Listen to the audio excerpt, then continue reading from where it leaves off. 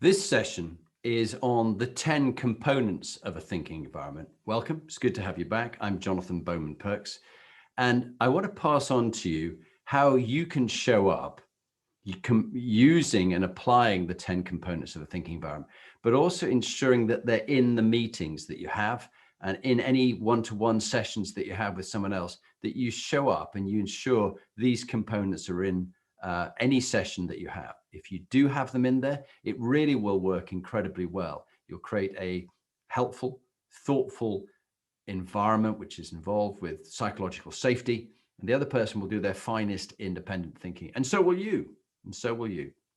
So quick run round the 10 components, and I'll go into them a bit more detail.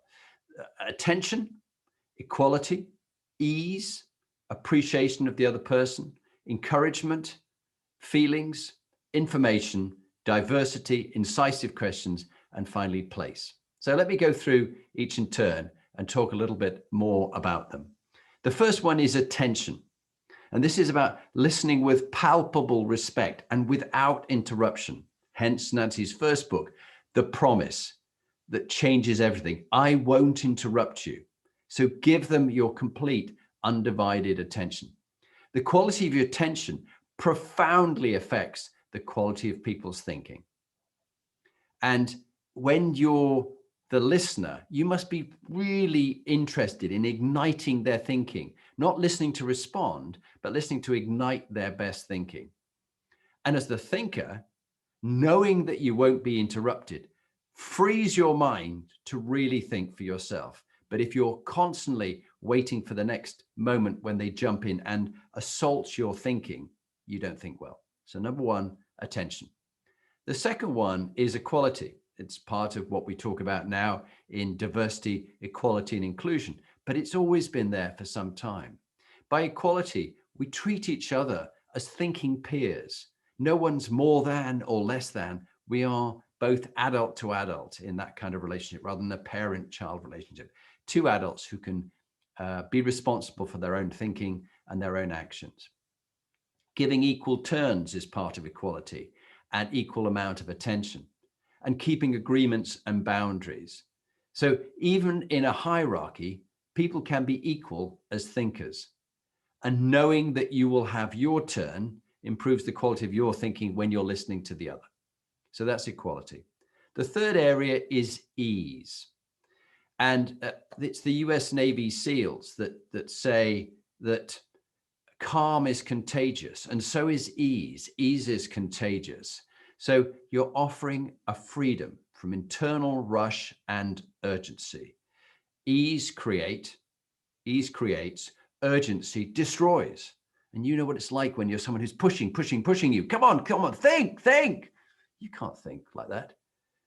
So when it comes to helping people to think for themselves, sometimes doing means not doing, sitting there quietly and giving them your complete undivided attention. That's adding value. Don't think you have to add value by jumping in with your opinion all the time until it's your turn when you can share that.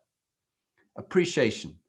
Appreciation is the basis of so many things, from people's good mental health to them thinking well for themselves. But appreciation is offering genuine acknowledgement of a person's qualities, practicing the ratio of 5 to 1, 5 of appreciation to 1 of criticism or improvement.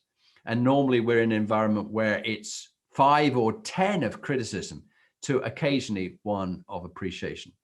But we know from research of neuroscience that the human mind thinks more rigorously and creatively in the context of specific, sincere, and succinct praise. So when you're giving appreciation, and I always do at the end of any of my coaching sessions, I talk about being specific, being sincere, being succinct, the 3 S's.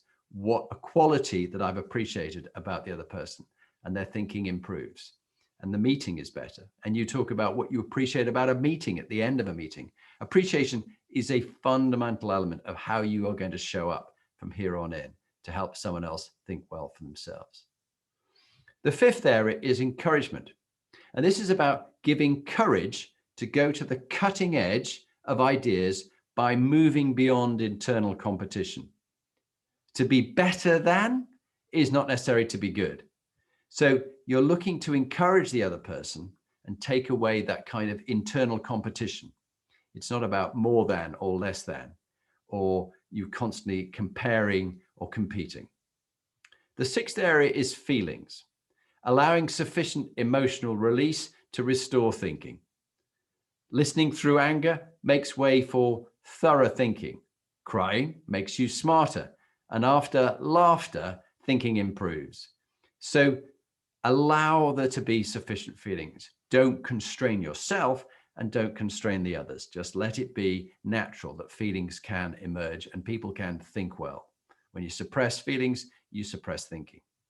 Information is the seventh of the 10 components.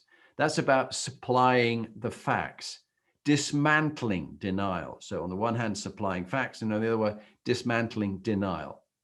Because withholding or denying information results in what we refer to as intellectual vandalism.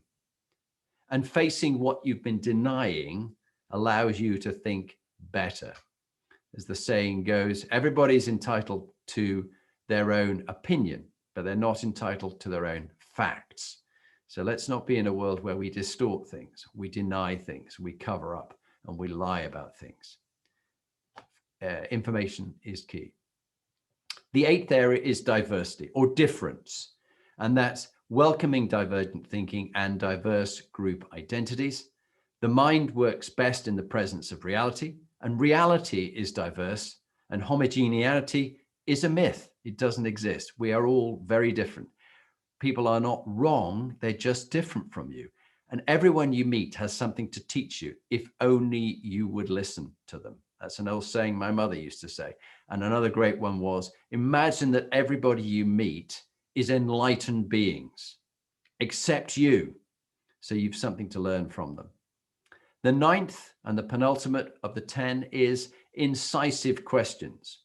And this is a great kind of question which removes assumptions that limit our ability to think for ourselves clearly and creatively. And the liberation of the human mind lies right inside an incisive question. And I always think of one to my young daughter when she was very small, or my two daughters. One was, Daddy, I can't do that. Okay, that's an untrue limiting assumption that she's living as if it's true. And my incisive question was, and it's a positive alternative one as well, and if you could do it, how would you do it? If you could do it, how would you do it? And she said, well, I do it this way. Within a moment's thought, she said, I do it this way. It was an incisive question which cut through the assumptions, allowed her to move forward. And the 10th area is place. Creating a physical environment that says back to people you matter. Like here, I've created, with the help of my wife, Lee, a lovely working environment, a nice office that says to me that I matter. And this is a place where I think well. It's well lit, it's free from other interruptions, and I can think well in that. And also, when you're interacting with me on this video, you'll see this environment. It'll be a calming one for you. You'll think well. But if you and I spent our time in a boiler room in the dark, in a basement somewhere, we certainly wouldn't be thinking well.